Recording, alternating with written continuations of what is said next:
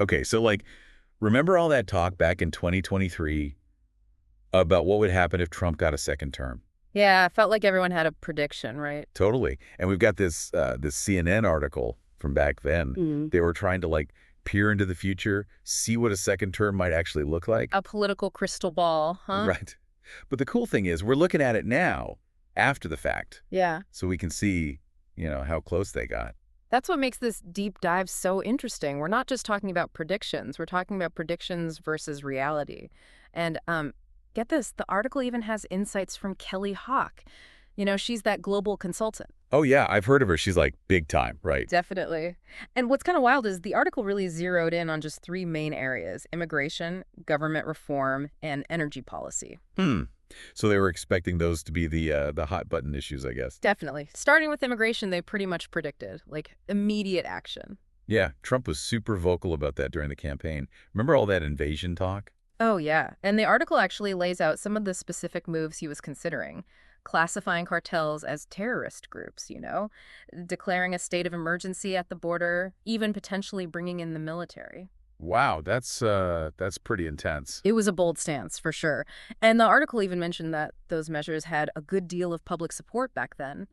But, and this is where Hawk's analysis gets really insightful, she also pointed out the potential economic downsides. Oh, right, because even if people like the idea of tougher border control, there could be like unintended consequences. Exactly. Like, Hawk specifically mentions California's agriculture industry. It relies heavily on, seasonal workers from across the border. Same with the meatpacking industry and even a lot of care services.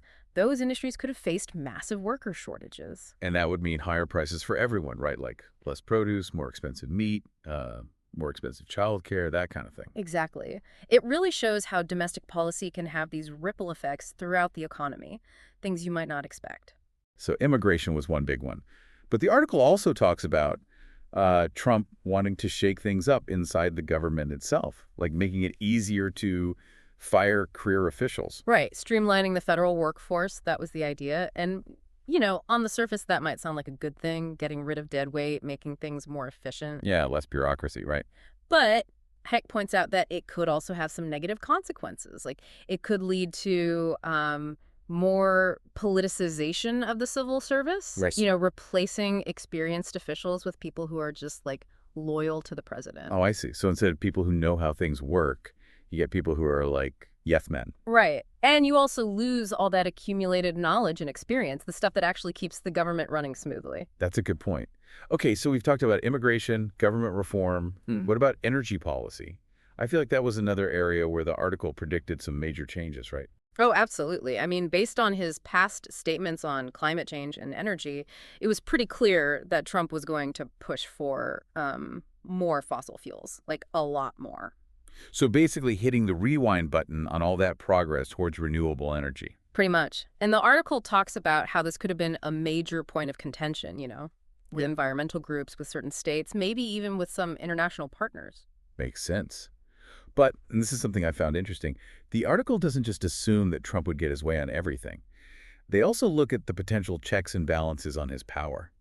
Like what could actually stop him from doing some of these things? Right. Because even a president with a lot of executive authority still has to deal with, the courts, Congress, pushback from states, and maybe most importantly, the financial markets. Yeah, that last one's often overlooked, I think. Yeah. But Huck actually points out that Trump, based on his, business background, was very sensitive to market reactions. Oh, yeah. He paid a lot of attention to what the markets were doing. So even if Yeah. he wanted to push through certain policies, if those policies were going to hurt the economy, he might have hesitated. So basically, economic reality could trump, no pun intended, his ideology. Exactly. It's a good reminder that politics and economics are, totally intertwined.